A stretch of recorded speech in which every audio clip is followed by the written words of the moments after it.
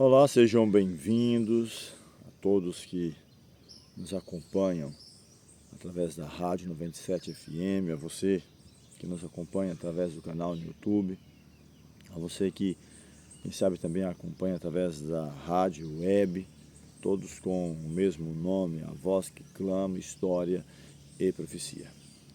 Já há algum tempo atrás nós trabalhamos para a 97 a série sobre as profecias do Apocalipse, gravamos também para o canal no YouTube e estamos voltando novamente a trabalhar essa série, essa sequência de temas. Já trabalhamos algumas mensagens sobre o Apocalipse, as duas últimas mensagens falando sobre regras de interpretação, parte 1 e 2, alguns critérios ao avaliar uma profecia, uma mensagem, alguns critérios de como é dado ou devemos interpretar a mensagem profética. E vamos retomar essa série de estudos com uma nova roupagem, trabalhando o Apocalipse, capítulo a capítulo, absorvendo ali as principais mensagens dentro do capítulo ou de cada verso, ou dos principais versos em cada capítulo, e assim procurar entender e também aplicar para a nossa vida. Hoje eu vou retomar o estudo justamente no capítulo 1, verificar alguns subtítulos ou mensagens que podem estar inseridas dentro desse capítulo e então depois aplicar para a nossa experiência, né? Ver a mensagem central para o contexto da época e também nas sucessivas gerações, chegando então até aos nossos dias. Então, o nosso desejo é que você seja ricamente abençoado com essa mensagem, você que nos acompanha aí já há algum tempo, ou quem sabe, né, você que vai estar acompanhando pela rádio ou por uma dessas mídias que eu mencionei aí também, o YouTube ou a própria rádio web, pela primeira vez, que seja abençoado pelo Senhor. Você, sua família, seus familiares, possamos estar crescendo na graça e no conhecimento do Senhor. Quero te convidar nesse momento a fechar nossos olhos, a elevar o nosso pensamento a Deus e procurar a iluminação do Espírito Santo de Deus para entender a mensagem neste momento. Eterno Deus, bondoso Pai, graças te rendemos pelo cuidado, pela proteção. Suplicamos na vida de cada ouvinte, de cada pessoa que estará também assistindo, quem sabe, a mensagem através do canal no YouTube, que a graça do Senhor os alcance nesse momento e que o teu santo e bom Espírito ilumine a cada um de nós a entender e a colocar em prática a mensagem em nossa vida. São bênçãos que nós te pedimos e agradecemos em nome de Jesus. Amém. A série de estudos, como mencionei, poderíamos, quem sabe, trazer como pergunta Apocalipse, Mistério ou Revelação, ou Apocalipse revelando o desconhecido. Alguns estudiosos da parte profética chegam a dizer de que o Apocalipse, cerca de 95% do que está escrito não se entende como se lê. É preciso uma chave apropriada para entender a mensagem ali descrita. Por isso nós gastamos ali 2 temas anteriormente falando sobre justamente as regras de interpretação. Eu poderia trabalhar com perguntas e respostas. Quem sabe na primeira mensagem que já seria Apocalipse, ele é um mistério ou ele é uma revelação? E o próprio capítulo 1, versículo 1 já mostra o que é o Apocalipse. Aqui fala sobre o título, o autor e o assunto do livro, mas a primeira palavra do Apocalipse é justamente revelação, que vem a desmentir o que a mídia, ou que infelizmente até mesmo pregadores, né, chegam a dizer que o Apocalipse é um livro selado, é um livro que você não ou codificado, que você não pode compreender. Quem sabe codificado sim, né, porque ele tem uma linguagem sim profética, mas de que tem as chaves próprias para abrir essa mensagem. Ele diz revelação de Jesus Cristo.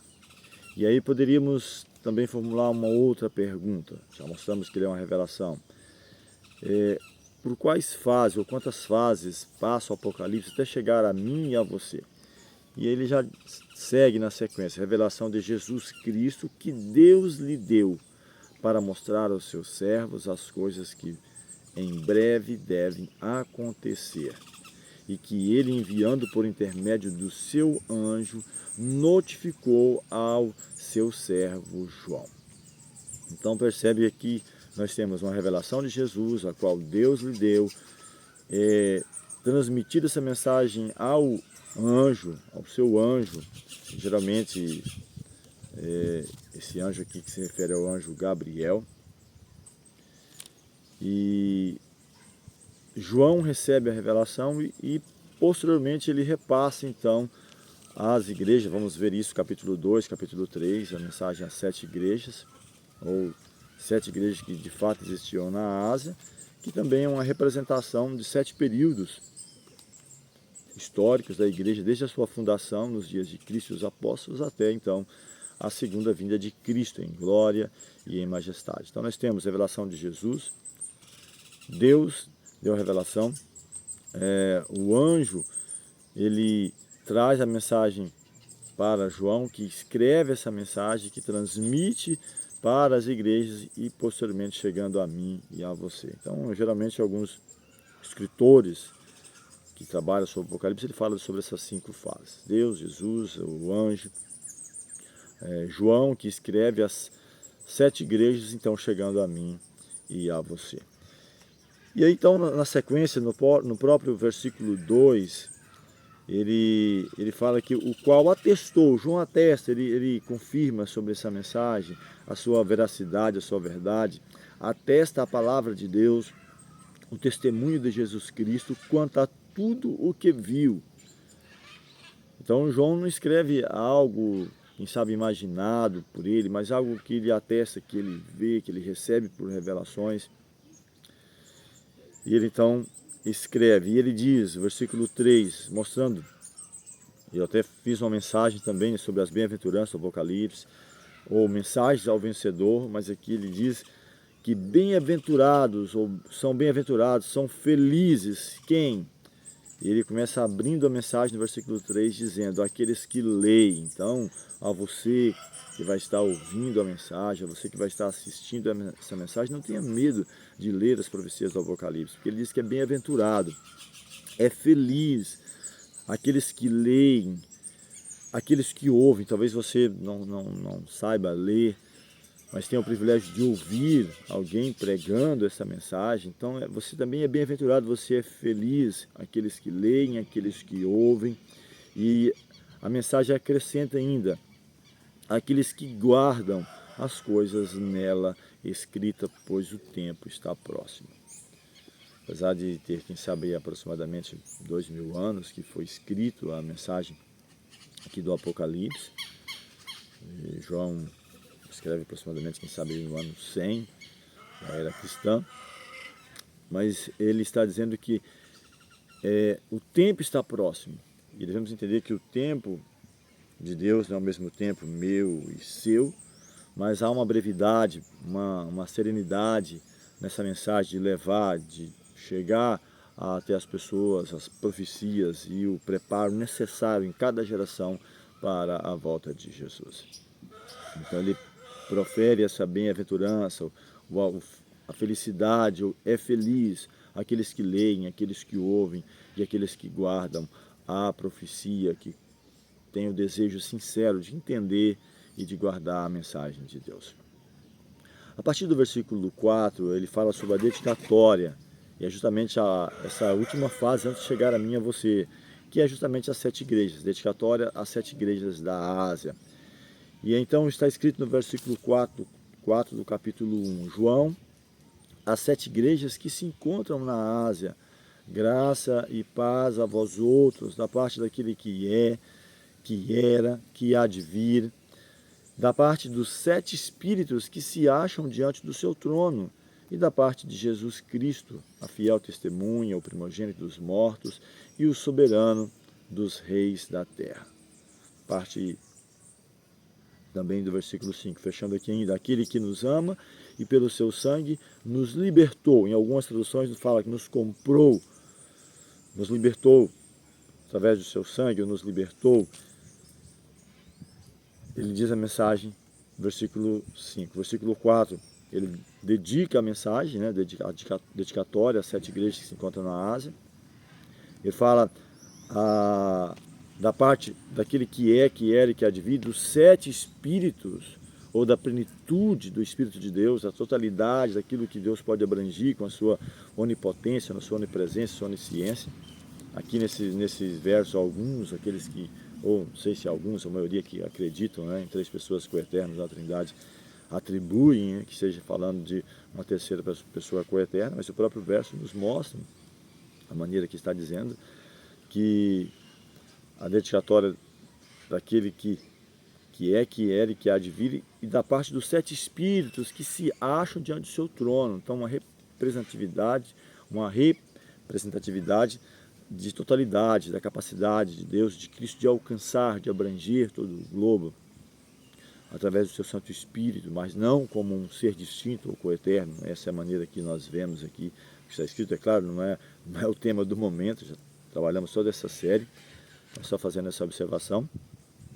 E ele fala também da parte de Jesus Cristo, a fiel testemunha, o primogênito dos mortos e o soberano dos reis da terra, aquele que está sobre todos os reis, todos os governantes. O primogênito dentre os mortos, é claro que não é o primeiro a ser ressuscitado, né?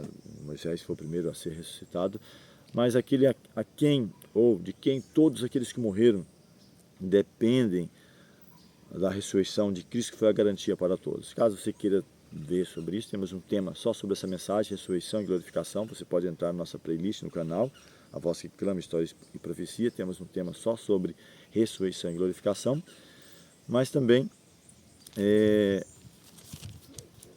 aqui na própria mensagem do Apocalipse, falando, né, sobre a garantia que ele é o primogênito dentre os mortos. E primeira carta aos Coríntios, capítulo 15, o apóstolo Paulo dedica todo um capítulo falando sobre a ressurreição. Ele até chega a dizer que se Jesus não morreu e não ressuscitou, é vã a nossa pregação, é vã a vossa fé. Somos declarados como os falsos testemunhas, porque declaramos algo que de fato não aconteceu. E se nós esperamos em Cristo somente para este mundo, ele diz, ou para essa vida, ele diz, comamos e bebamos que amanhã morreremos. Não temos muito mais esperança. Vamos usufruir dos prazeres transitórios que o mundo pode oferecer. Mas ele atesta a veracidade, a certeza da ressurreição. Ele fala, tem mesmo uma ordem nessa sequência, Cristo, as primícias, depois os que são de Cristo na sua vinda. Então é a morte e ressurreição de Cristo que dá a garantia para todos aqueles que morreram em Cristo de ressuscitar por uma vida eterna. E no Evangelho de João, capítulo 5, versículos 28 e 29, está escrito, o próprio Cristo mencionando, não vos maravilheis disso, porque vem a hora em que todos os que se encontram no túmulo vai ouvir a sua voz e vão ressurgir. Os que tiverem feito o bem sairão para a ressurreição da vida, e os que tiverem feito o mal para a ressurreição da condenação. Aqui nós vemos, falando sobre a questão da ressurreição, a certeza da ressurreição para aqueles que morreram em Cristo, para ressurgirem para uma vida eterna. O apóstolo também, escrevendo na carta aos Tessalonicenses, respondendo perguntas, questionamentos que eles tinham com respeito ao estado dos mortos, Paulo diz, olha, eu não quero que vocês se entristeçam como os demais, que não têm esperança. Não é que não podemos entristecer, há momentos sim que vamos nos entristecer, mas não entristecer como os demais que não têm esperança, porque ele até fala que se cremos que Cristo morreu e ressuscitou, também cremos que ele trará consigo em sua vinda aqueles que morreram. Ele vai ressuscitar na sua segunda vinda, ressuscitar para a vida eterna. Ele fala que ao ressoar da trombeta, a voz do arcanjo, os que morreram em Cristo ressuscitarão primeiro, e depois nós, os vivos, os que ficarmos, seremos arrebatados, seremos transformados para subir com o Senhor para o encontro do Senhor nos ares, e assim estaremos para sempre com o Senhor. E tantas outras passagens, né, que falam, o próprio Apocalipse, capítulo 20, fala sobre isso, e outros tantos textos que falam sobre a ressurreição. Ele diz ainda: aquele que nos ama, ele pagou um alto preço, nos libertou do nosso pecado, nos lavou e nos constituiu reino e sacerdotes para o seu Deus, um ponto importante, para o seu Deus e Pai. Então o próprio Cristo, ele chama Deus de o seu Deus. É como que diz que todas as coisas foram criadas por Ele e para Ele. Então nós somos herdeiros de Deus e co-herdeiros de Cristo. Ele é o nosso irmão mais velho, vamos dizer assim. Deus amou o mundo de tal maneira que deu o seu Filho unigênito, para que todo aquele que nele crer não pereça, mas tenha a vida eterna. Então, para o seu Deus e Pai, a Ele glória, domínio, pelos séculos dos séculos. Amém. Então, no ritual do Antigo Testamento, onde havia ali o santuário, o sacerdote, um sumo sacerdote, que diariamente o sacerdote levava ali a oferta, oferecendo para o pecador que ficava no pátio, que confessava o seu pecado, um símbolo ali do sacrifício de Cristo, onde o próprio João, quando vê Cristo vindo ao seu encontro, ele diz: eis aí o Cordeiro de Deus que tira o pecado do mundo. Então ele está justamente mostrando essa simbologia, essa figura de linguagem. E aqui diz que nós somos constituídos reino e sacerdotes. Então você e eu não precisamos de um mediador terreno aqui.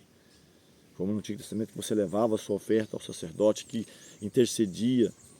E uma vez no ano, no trabalho da expiação, onde o sumo sacerdote levava a oferta, e você precisava ficar em contrição, e que hoje, nosso momento, estamos vendo hoje, no serviço do Santuário Celestial, que você quer ter uma visão melhor sobre isso, leia a carta aos Hebreus, fala muito sobre essa questão, que nós não temos um sumo sacerdote que não possa compadecer-se de nós, mas um que, como nós, em tudo foi tentado. Mas qual é a diferença? Sem pecado. Ele diz que devemos chegar com confiança ao trono da graça, levando em tempo oportuno as nossas petições. Então você e eu fomos elevados à posição de sacerdotes, onde podemos levar a nossa oferta, oferecer ali o nosso sacrifício, e até Paulo fala, né? Buscando a Ele, ao Senhor, e entregando-nos Ele como um sacrifício vivo, santo e agradável, que é o vosso culto racional. Não nos conformando com este mundo, mas transformando pela renovação do nosso entendimento. Então nós podemos ir a Deus por intermédio de Cristo, levando a Ele nossas petições, as nossas ofertas, por assim dizer, não simplesmente como no Antigo Testamento levar uma ovelha e algo desse aspecto. Nós podemos levar nossas orações, as nossas petições, nossos agradecimentos, nosso serviço. E o salmista ele até menciona: o que darei eu ao Senhor por todos os benefícios que me tem feito? Eu vou tomar o cálice da salvação e vou invocar o nome do Senhor agora na presença de todo o seu povo. Um coração contrito, a alegria de servir a Deus, isso é agradável a Ele. Paulo até diz, o nosso culto racional. E ele diz ainda, versículo 8, eu sou o alfa e ômega, diz o Senhor Deus, aquele que é, que era e que há de vir, o Todo-Poderoso. Então você pode chegar ao trono do universo, levando as suas petições mediante o sangue de Cristo, aquele que nos lavou e nos fez reis e sacerdotes. A partir do versículo 9, ele fala sobre a visão do Cristo glorificado. Um ponto ainda que eu não falei, eu quero voltar nele, versículo 7, diz assim, eis que vem com as nuvens e todo o olho verá. Então aqui também dá a certeza da volta de Jesus, um ponto que vamos falar ainda. Então eu quero destacar um pouco, comentar um pouco sobre isso também. Eis que vem com as nuvens e todo o olho verá, até quantos o traspassaram, e todas as tribos da terra se lamentarão sobre ele certamente. Amém. Então olha que importância. Quantas verdades estamos destacando só nesse capítulo 1, de que o Apocalipse é uma revelação, não é um mistério, como alguns dizem, que falando sobre as 5 fases do Apocalipse, falando a quem ele está sendo endereçado, às 7 igrejas da Ásia, mas também a todos os outros, falando sobre a ressurreição, falando sobre o trabalho de Cristo, santuário celestial, de que nós também podemos ir a Deus mediante Cristo, que está a interceder por nós no santuário, falando sobre também a vinda de Jesus, ou a segunda vinda de Jesus, esse que vem com as nuvens, fazendo uma alusão literária a Daniel 7, versículo 13, que fala sobre a volta de Jesus. Você pode também achar isso em Mateus 24, versos 30, 26, 40, 64, Marcos 13, 26 e tantas outras passagens. Diz que todo olho verá. Então, um ponto, né, que, até abrindo um parênteses aqui sobre isso, não é o tema de imediato, a volta de Jesus, mas muitos creem num arrebatamento secreto, que muitos vão ficar procurando aqui. Aqui diz que todo olho verá, até mesmo aqueles que traspassaram. Então, olha o que a mensagem nos está trazendo.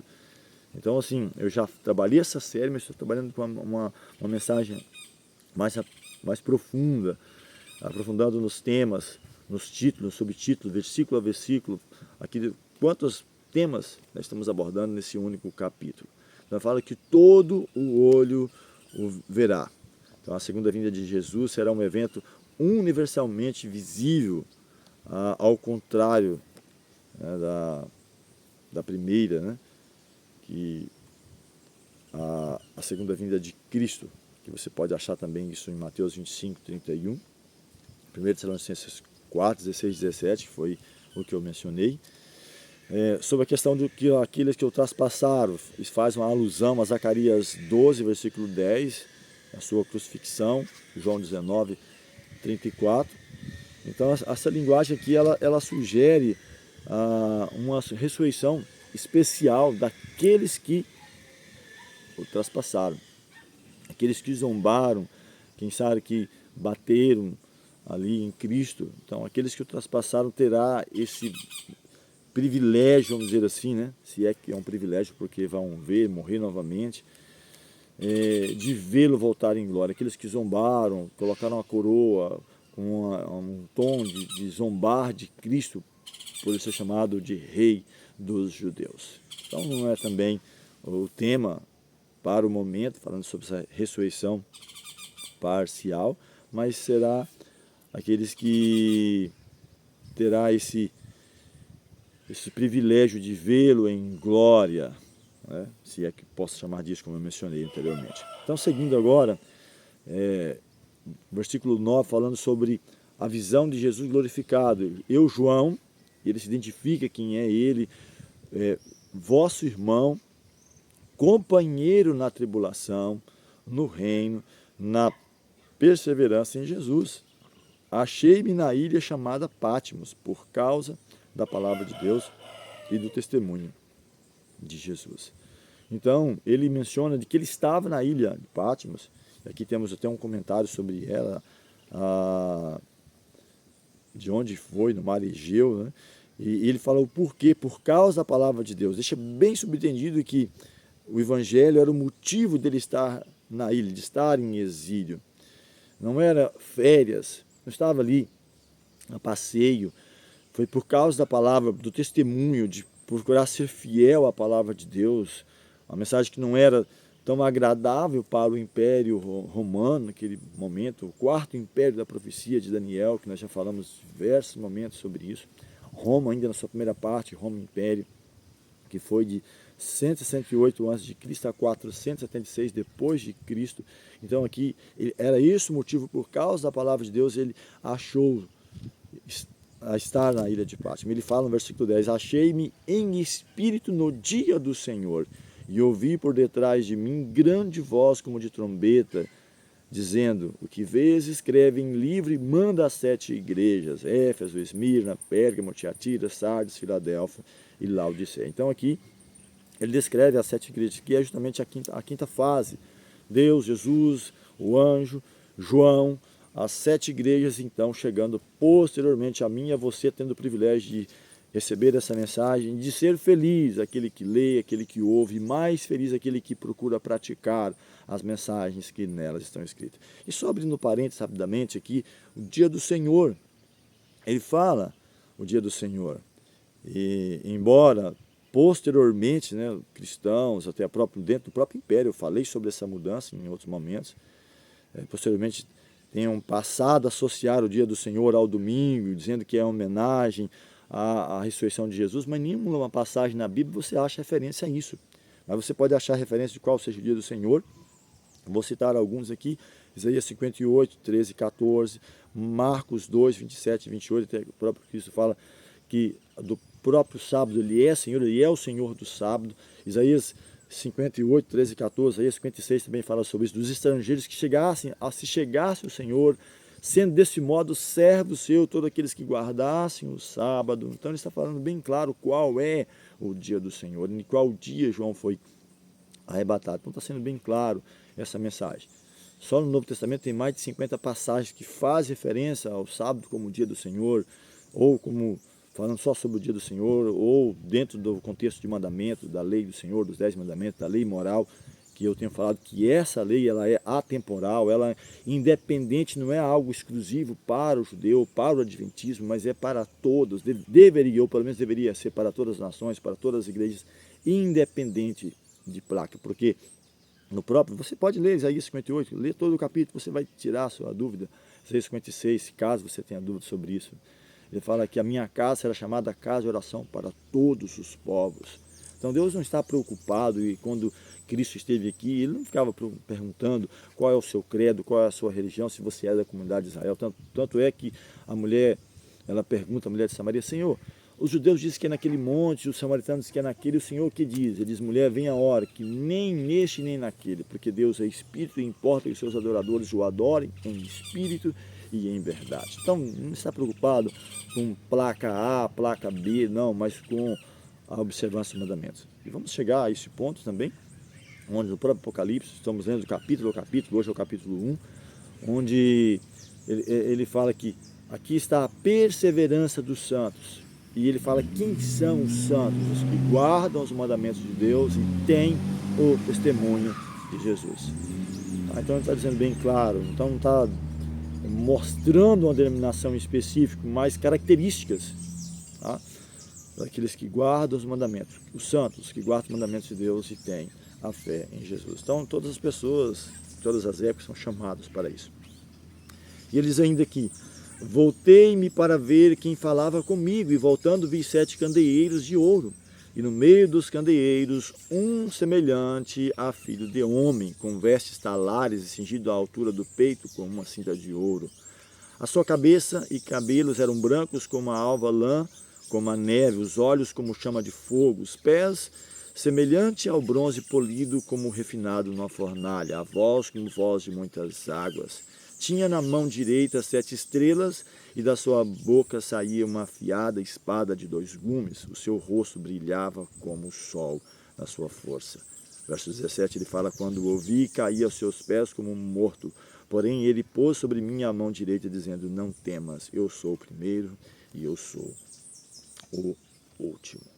Então João, quando ele tem essa visão de Cristo, quem sabe com perguntas, com questionamentos, eu estou aqui falando, né, tentando me colocar ali do porquê de estar ilhado, isolado daqueles que ele amava. E o Senhor se apresenta para ele, não aquele Cristo de dores, mas um Cristo glorificado, e ele revela toda essa grandiosidade, os seus olhos, cabelo, as suas vestes, a sua voz, e ele cai aos seus pés como um morto. E ele então o esforça, levanta, não temas.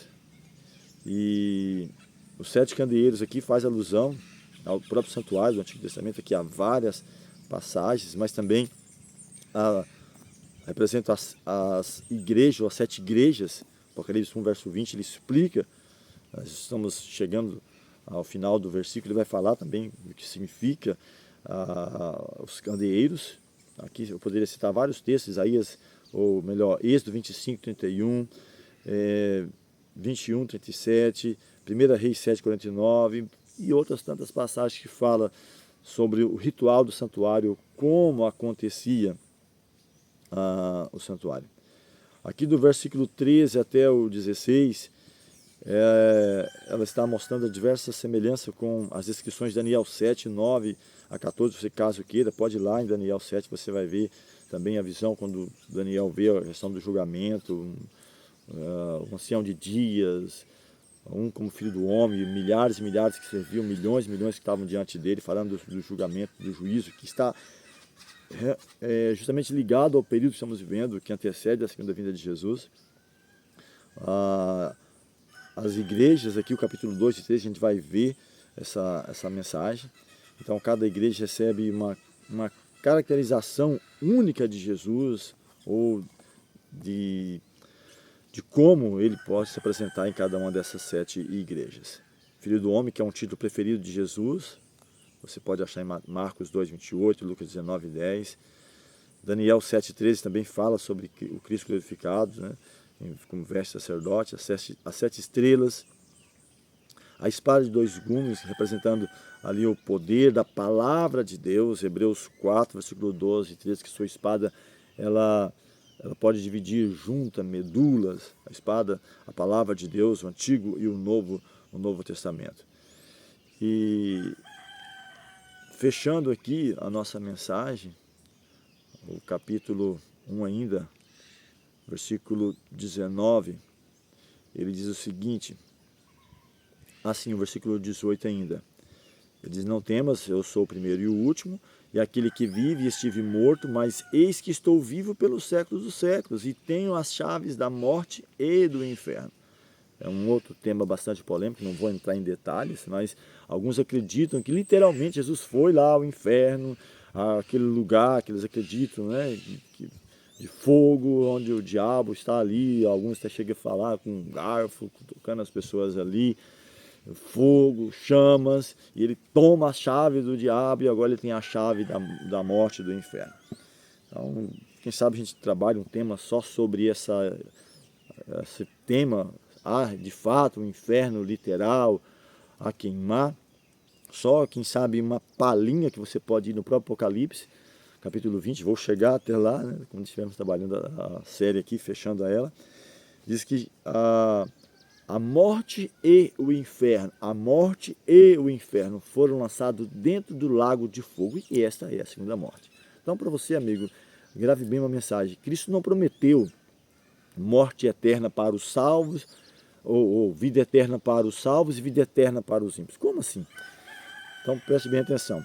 A crença no inferno a queimar para a eternidade mostra também vida eterna. Vida eterna para os santos, no paraíso, desfrutando das maravilhas, e vida eterna para os ímpios em um lago de fogo queimando. Então não é isso que Apocalipse diz, não é isso que a Bíblia no geral ela diz.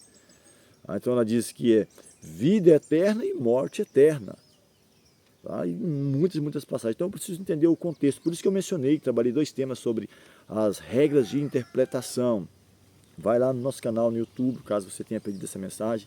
Entre lá na playlist Regras de Interpretação 1 e 2. Você vai verificar as chaves certas. Eu preciso entender qual a figura de linguagem, o que significa inferno. Será que é de fato um lago de fogo a queimar? Malaquias também fala que os justos, os salvos, eles vão pisar os ímpios, que vão se fazer cinza debaixo dos pés. Cinzas debaixo dos pés. Então vão queimar e vai acabar.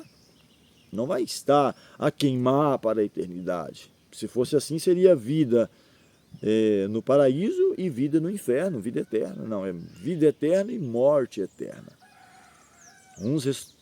João 5, 28, 29, o próprio Cristo falando, não vos maravilheis disso, porque vem a hora que todos que estão no sepulcro vão ressurgir. E outra, não está hoje, olha o que ele diz, estão no sepulcro, vão ressuscitar, uns para a vida, outros para a morte eterna. Daniel 12 fala sobre isso também.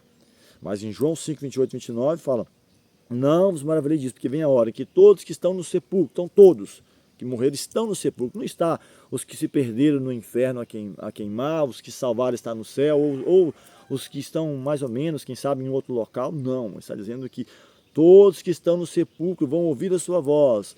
Os que tiverem feito o bem para a ressurreição da vida, e os que tiverem feito mal para a ressurreição da condenação. Em outro ponto importante, apesar de estar mencionado no mesmo capítulo, ímpios e justos não vão ressuscitar no mesmo período, no mesmo momento.